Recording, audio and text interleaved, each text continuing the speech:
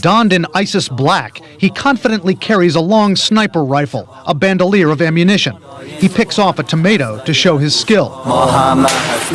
This is an ISIS video, and CNN has just learned this man trained on American soil. The fighter says he's Gulmurod Khalimov, a former commander in a special police counter-terror unit in Tajikistan, a key U.S. ally. From 2003 to 2008, I received specialized training in America on the military base of Blackwater. Blackwater, a controversial U.S. contracting company which sent private security personnel to Iraq and trained other countries' fighters at this compound in North Carolina. Contacted by CNN, Academy, the company that purchased Blackwater's training facility, was unable to confirm that Khalimov was there. The State Department tells CNN Khalimov participated in 5 counterterrorism courses in the U.S. and Tajikistan between 2003 and last year. We spoke with former Army sniper Paul Shari about what he might have learned.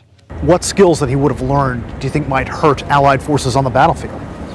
So the types of training that he's likely to have received would have been basic tactics and maneuvers, the ability to, say, move through a building, move through an urban area in a tactical way, maybe basic marksmanship. Shari says U.S. contractors wouldn't have trained Khalimov to be a killing machine like Rambo. But if Khalimov was a top commander in Tajikistan's counter-terror forces, there's another worry. The real problem is he knows how to plan counterterrorism operations. So he knows how the people who protect a high-value target will be thinking. He knows how the people who protect an embassy will be thinking. And so that puts him in a position to, as we would say in the military, to red team that, to think very intelligently out of it, how to disrupt those plans. That's a dangerous capability. Another ominous signal, Khalimov's threat against what he called American pigs. God willing, we will come to your cities, to your homes, and we will kill you. Here we go, guys. You're listening to Love, Guns and Freedom with Luca Zanna on K-Talks 1340 AM and on United States of the FM network. This is a very important broadcasting. All these shows that I'm producing, could be shows that you could also listen, like, let's say in 100 years from now. And still there are information, and my goal is not here to try to, I don't know, entertain you or do some sort of a fillers. I really would like to give you information for your brain, and I hope this information can lead you to the truth. That's the bottom line. Why? Because the first weapon we have to take back our freedoms, our rights, it's knowledge. And when we understand that we've been frauded, we've been lied to, and only then we can analyze and resolve problems, or at least start to address the causes of all this mess that we're living in, this new tyranny. Now, today's goal, today's first hour, normally it's about rights and freedoms. And yes, and I would like to address 2 different things that are all connected. First of all, this invasion of masses, of millions of desperate people, some of them, and some they are not that desperate, but they are part of a bigger plan, and we already talked about in the past, the Kalergi plan, of people from countries like Middle Eastern countries or just the north part of Africa invading Europe, and soon also these United States. We know we already have more than 100,000 refugees from Syria that the Obama administration want to allow to have here without any real screening. But the point is, why this is happening? I mean, we understand that this is a danger, period. You know, look in Europe what's happening. And I will have a great guy from Germany in this next few segments that you will listen to him exactly what's going on in Germany, what they're facing, even as freedom. They cannot even criticize anymore this invasion. You can lose your job, you can lose your kids, you know, that's the bottom line. But important now, they can lose their lives. They're defenseless and they're losing their identity. But I'd like to find out why and how that happened. Why these people, they are living by thousands or by millions, Syria, for example, it is not just Syria, of course, to go somewhere else. Who created ISIS? That's the real goal. Who created the causes of this crisis? Problem, reaction, solution. I have with me a special guest, a guy that is much better than me. First of all, his accent rocks. It's not like mine. And number 2, you know, he's very articulate, and he's a journalist. He writes for an incredible internet outlet, 21stcenturywire.com, and also he has his own radio show, and he will tell you more about him and what he does. His name is Patrick Henningsen. Patrick, how you there? Hey, Luca, how you doing? Nice to be with you. Thank you, my friend. You know, I really want your help. You know, my goal here is to try to give the information for people that they're still asleep or, you know, as I said, not aware of. We can help them out. Especially when I hear, you know, these good old boys guys, oh, let's go there, let's kill them all. These guys, I'll take care of them. ISIS is being created by the U.S. government. It's being funded. I mean, we could go and destroy, we can go to Mars. You tell me now we cannot stop a bunch of Bedouins on pickup trucks, by the way, U.S. trucks, by the way. You are the expert here, at least the person who can articulate much better than me. I would like to bring a very good logic, factual things to show that ISIS, like Al-Qaeda, there's nothing new, was created and funded through the years by different administration. Right now, ISIS is being part of this plan of destabilize and, let's say, destroy Syria's sovereignty. And Assad may be a noise saint, but guess what? They're all scumbags anywhere, and it's still, we have no right, in my opinion, to go in somebody else's country and tell them you cannot rule.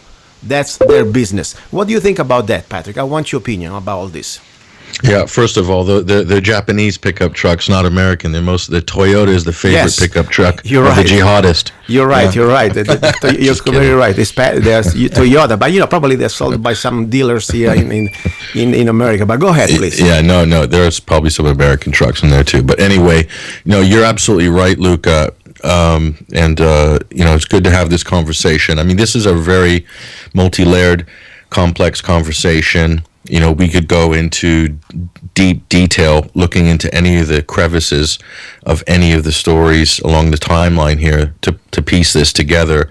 You could do whole shows on just Operation Cyclone in Afghanistan, 1979, 1980, 81, 82, where by the United States intelligence apparatus, the NSA, the CIA, and also the Pakistani ISI, and the British intelligence as well, to put together an Islamic fighting force. And again, we're talking about history. Most people understand Afghanistan. We'll have to go back there because this is really the seed, one of the main seeds of ISIS.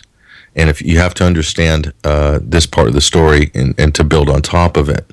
Now, a lot of people believe, they still believe, most Americans who watched Charlie Wilson's War with Tom Hanks, and they believe that they watched the news during the 80s, they believe they understood that the Soviet Union invaded Afghanistan, and the United States armed and funded freedom fighters who were Islamic Mujahideen fighters to kick out the evil Russians, Soviets at the time.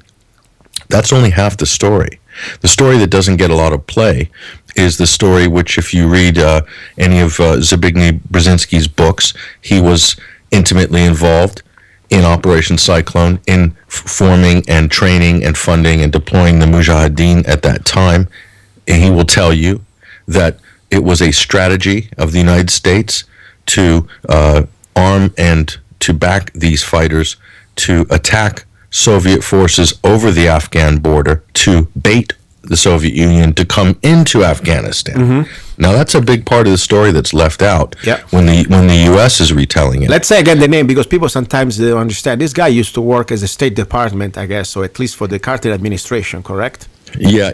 He was the chief foreign policy advisor of many presidents, but most notably Jimmy Carter at that time. So, and again, this isn't a partisan issue. It's not a Democrat or Republican issue. Brzezinski is influential in foreign policy circles across all parties. He's a heavyweight. He wrote the Grand Chessboard.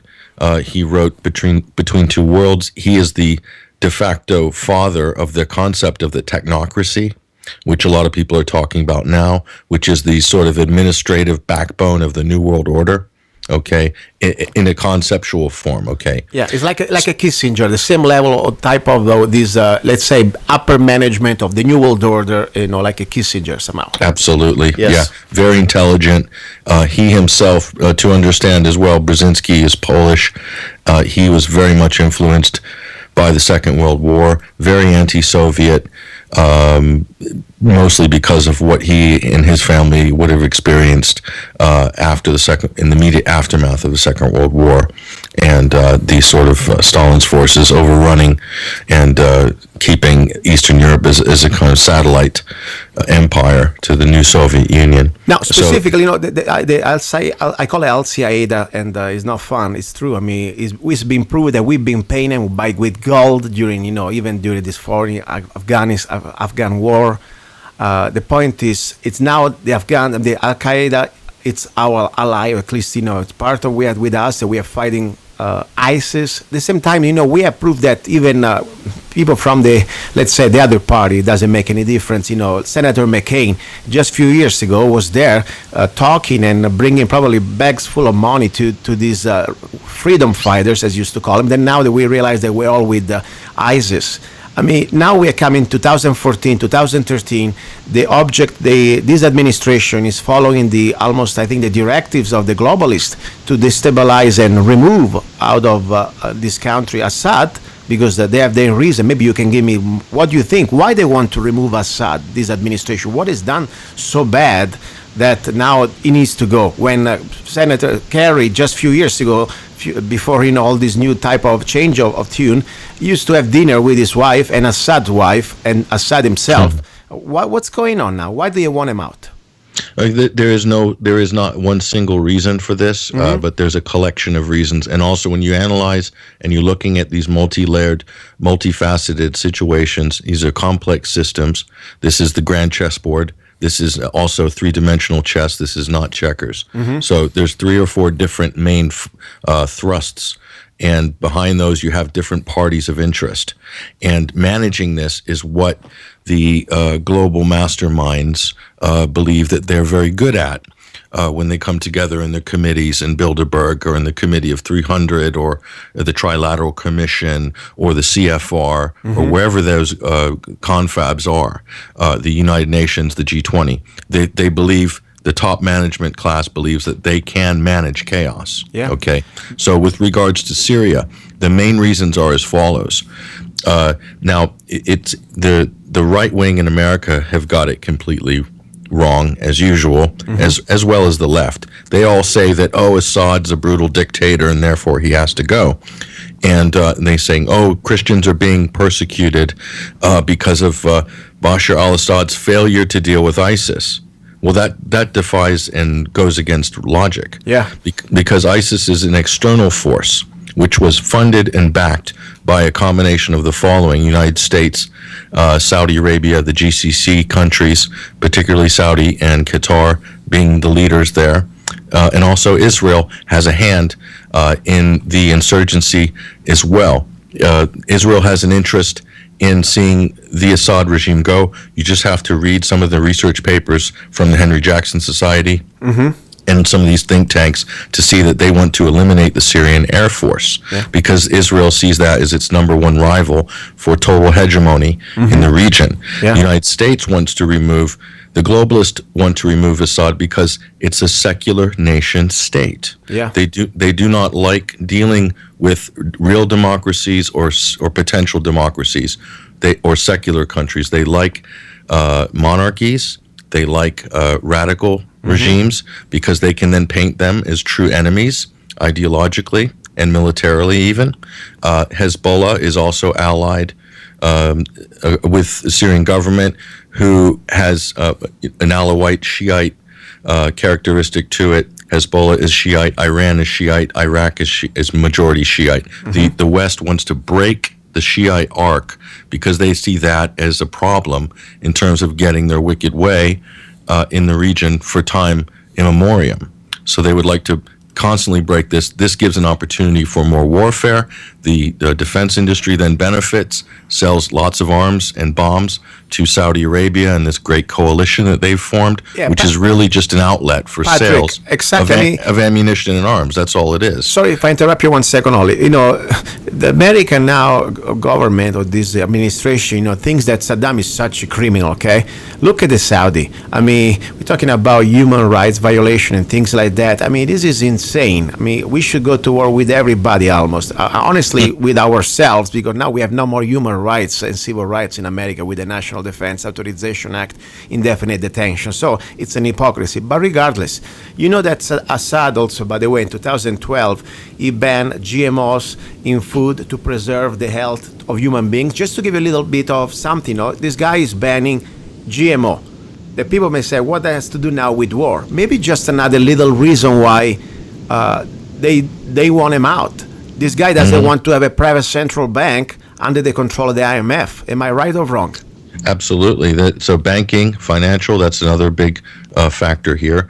These are state-owned central bank, issues its own currency, very similar to Libya. Yeah. We did the same thing, tend to have low inflation, okay? Tend to have low inflation means that, a university professor who makes $500 a month can live quite fine on that, okay? Yeah, yeah. Now, you take $500 a month and you go to Western Europe, that will get you maybe a couple of cups of coffee during the month, right? Exactly.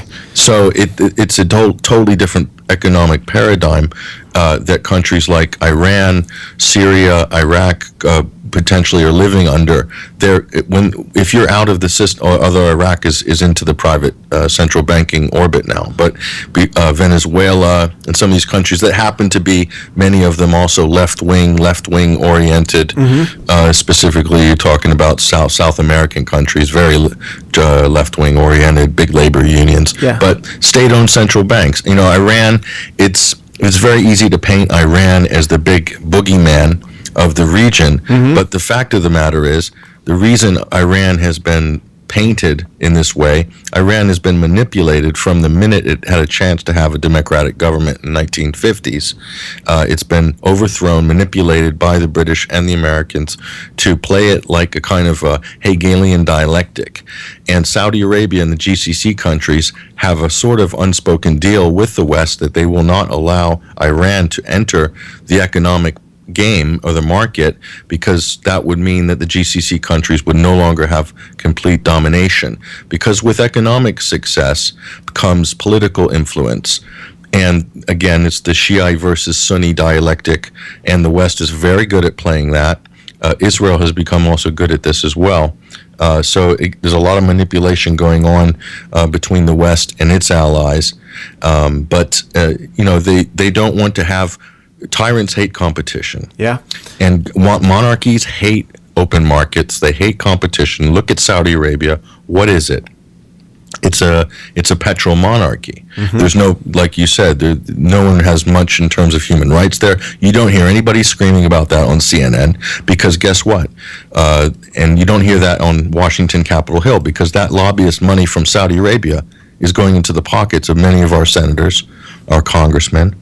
And that money is being invested in banks in New York and Citibank and some big investment banks. So people are going to keep very shut-lipped about it. Anyway, but they'll make big noises about Assad being a butcher, yeah, and so forth. And so this is what we get as Americans. It's very hard to navigate through the propaganda that's coming through our propaganda pipeline. Exactly. And this is my point, guys. First of all, what would you do if tomorrow, let's say, Russia or China would start to come to Mexico and say, by the way, here we tell you that you, President of Mexico, you must go.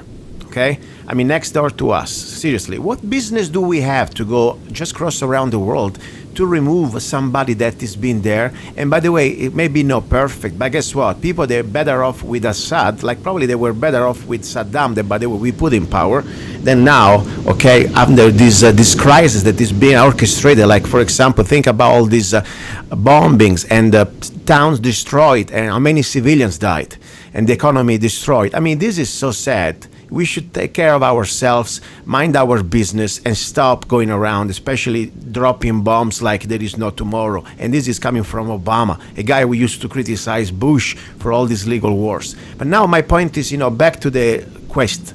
How? We know why. How we can prove that ISIS was funded with some evidence. I know there are several out there, but I'd like to ask your opinion that ISIS is being created as a creation of this administration, or even before, but now for sure it's being funneled money through this CIA and different part of this administration. How can we put it out to the regular people out there who still believes that this ISIS, they are such evil Bedouins popping out of the desert like mushrooms?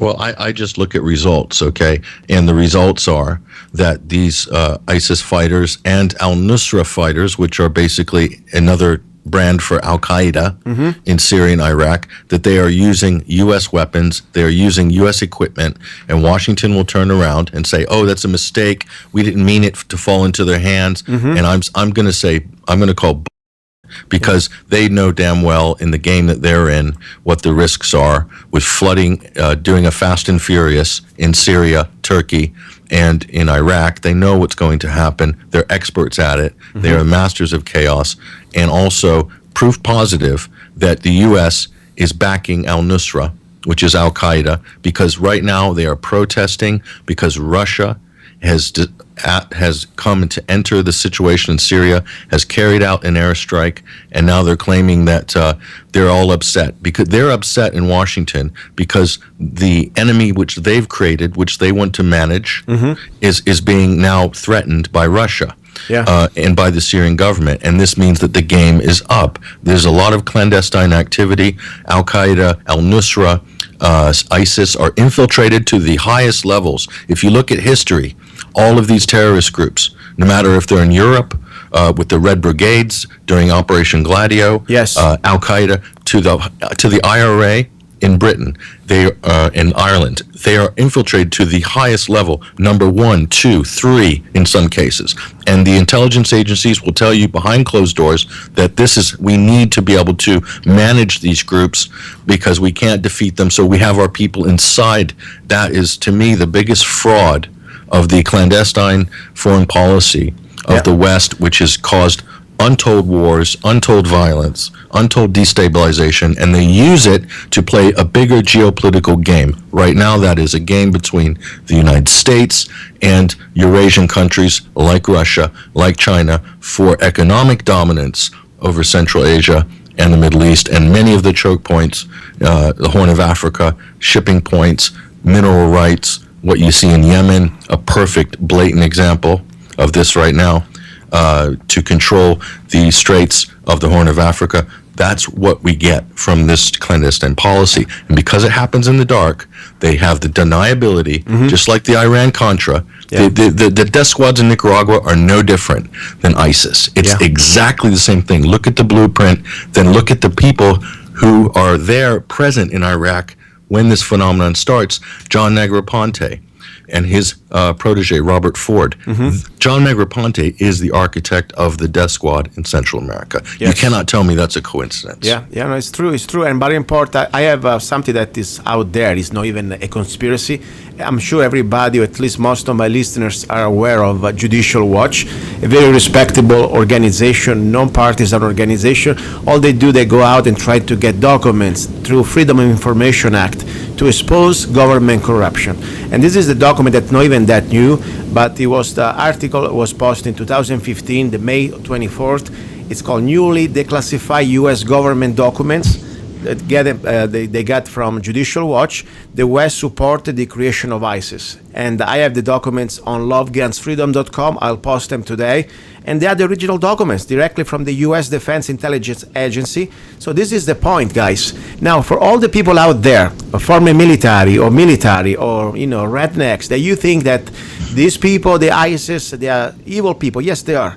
But the point is, we need to find out who are their puppet masters. Who are their masters? Otherwise, if you just go out there, you think, you're going to try to play Rambo and, okay, fine, I'm here with you. I understand the threat. This is a lower level of ISIS. They're like useful idiots. They will kill everything doesn't look like them. But at the same time, let's see who put them there, who's financing them, who created them. Our enemy, it is not in the Middle Eastern. It is in Washington, D.C. I really believe that. Is the real players who are creating all this chess game. They're there, hiding in the darkness of these filthy rooms. That's what they're doing. And they're playing with our dollars. So this is so important. That's why, for me, this part of the show, it is not just to say, okay, we will understand now the threat is real. This migrants invasion, and among them there are many people that could be ISIS. It's real. But at the same time, who's creating this? That's probably the most important thing. Don't you think we need to understand, first of all, the causes of the disease before we can try to fix this problem? It is. It's getting more and more complicated. It's more and more difficult, and the average person's going to have a lot more trouble putting this puzzle together because half of it doesn't make sense, and then just when you think it does make sense, it doesn't make sense. It defies itself on so many levels. The migrant crisis is another perfect example of this. I mean, to me, I've covered immigration issues before. A lot of this is media hype. the numbers that we're talking about are nothing, really. Yeah, I was in Lebanon. That's a country the size of Rhode Island, maybe a bit bigger than Rhode Island, okay? They are, by 2012, they had already absorbed almost 1 million Syrian refugees. And you didn't hear anything on the news about it, okay? And now they're crying about 20,000 or something. It's nothing, okay? In the grand scheme of things, it's nothing. I want your opinion on something, Patrick. You know, you also, you're resident of London, England, and, you know, I've never really been there last few years, at least 20 years, but I see videos, I see protests of Muslims people, I see regular British people treated like garbage just because they're in the wrong neighborhood. And I mean, the fact is, when there is a group that has a different cultural or religious background, okay, and unfortunately there's belief. If you're a true believer, I'm not talking about a phony Muslim, if you really believe in your book and you're a fundamentalist, just following what it says, you know, there is not really much compatibility with a free society. That's a fact. My point is, what do you think is happening? I've lived in London for 25 years, okay, and I have never seen any clashes between Muslims, and I'm very familiar with all the neighborhoods of the city, so I don't know who's putting those videos up, but that's not accurate. Okay. And Birmingham is not a no-go Sharia law zone, like Bobby Jindal said. Okay. On U.S. national TV. It's not reality. All right. The UK is very well integrated. People get along. Okay. They have done for a very long time. I'm glad to hear from you. That's why I say, you know, I like to hear people that they've been there, and I can't say I was there. I just read in the news or whatever it's called news. I know, for example, though, in Rome, in Italy, and part of Milan, that I'm still, you know, have relatives and friends, things that are not exactly peachy. There is not integration, unfortunately. Well, France is a different story. See, this is what people need to understand. People like when they wave their flag, whether they're from France, Britain, or America, they love the idea of empire. They hear the national anthem, they get patriotic, they think about the boats and conquering the world. The British are probably the biggest at this, right? That's the British Empire they reminisce and romance about. The French do the same. Well, the French Empire was Northern Africa. Yeah. Algeria, part of Morocco, Tunisia. And so when you have an empire, one of the prices you pay of empire is that you must have open borders. This is the price of empire. And I was talking, this is what Rome had. Yeah. And Rome eventually economically couldn't maintain the size of its empire, and also the immigration created a lot of political instability within Rome proper. And this is what happens to empires. You cannot have an empire and then enclose borders. And so you either have to decide whether you're going to go all the way, have an empire, build it up, and let it collapse, and move on to the next version. I understand. Or you do Switzerland and you don't have an empire and you keep your money at home. Yeah, I was talking about Italy, by the way, not France. Maybe it was my misunderstanding. But the point is, Italy right now, for example, in the biggest cities, there is not integration, and there is a lot of, unfortunately, act of violence, and it's coming. I mean, I read the news, I read the Italian news every day, and there are, for example, now the removal of, even I'm not Catholic, but in Italy, since the moment that you were born, you go to school, there is a cross on the wall. You may like it or not. I don't even think it's religious. It's just a cultural fact. And now, unfortunately, there is a fact that they want to change even your cultural background. And, as I said, I'm not in England, but I was in Italy, and I still have relatives in Italy. Things that are not exactly the way I wish. Did you ever heard about the Kalergi plan? Do you know about the Kalergi plan? This Mr. Kalergi from the 1920s, this sort of a globalist who wanted to create this new humanoids, subhuman race. Did you ever read this book? No, I haven't read that book. I'm familiar with that passage. I'm also familiar with similar pieces of literature along those lines. You're talking about the reformation of European culture and ethnic makeup by force. So what you're talking about there are social engineering agendas. And there are many of these social engineering agendas which are going on all over the world, but specifically Europe being probably the biggest battleground. And of course, the United States and Canada, heavy social engineering, well, everywhere really. It's happening in Africa too. It's happening in Central Asia. China's been doing social engineering quite happily for many, many years. So they have a one-child policy. That is the ultimate in social engineering. That's UN funded, by the way. Yes. So what we're talking about in Europe, this is the problem. Italy's under stress. The migrant crisis is hit Italy and Greece and Croatia and Hungary particularly hard. But the people of Europe were not protesting when we destroyed the country of Libya. And Libya is one of the greatest corridors for migrants coming off of North Africa. It's a failed state. It's a collapsed state. There's no central government to speak of. These borders are completely eviscerated. It's anarchy.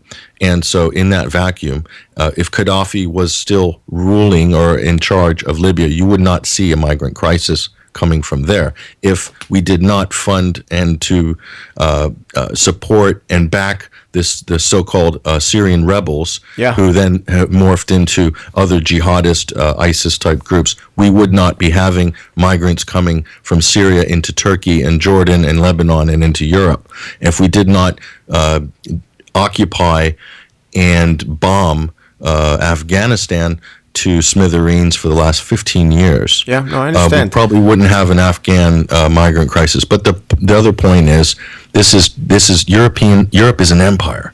Europe has so much wealth concentrated in it. It has a giant social safety net that other countries and places around the world do not have.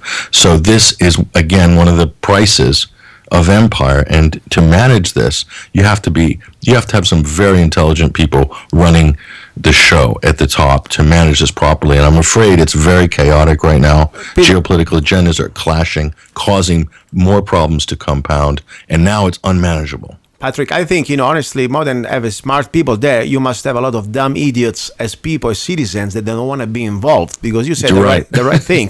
They don't need to be genius. We need just to be sleeping, because for every action, there's a reaction. I mean, all these people are now coming out as refugees. Even, of course, we know that among them, there is also elements of potential terrorists. But the point is, if Syria wasn't bombed to hell and we didn't mingle to try to destabilize that area, probably we wouldn't have refugees from Syria. As you said, if Libya wasn't dethroned, I mean, after all, Gaddafi was the sovereign, ruler of their country, okay? We like it or not, there are many other idiots out there that are worse than him, okay?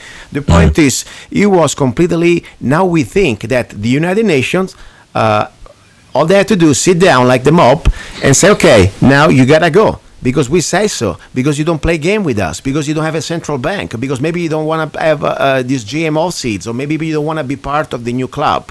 But let me throw this out, and this some people might not like what I'm about to say. That's fine, you can say whatever you want here, go ahead. But it's true. The biggest refugee population in the Middle East for the last 50, 60, 65, 70 years, and I've seen them, I've been to the camps, and they're Palestinian refugees.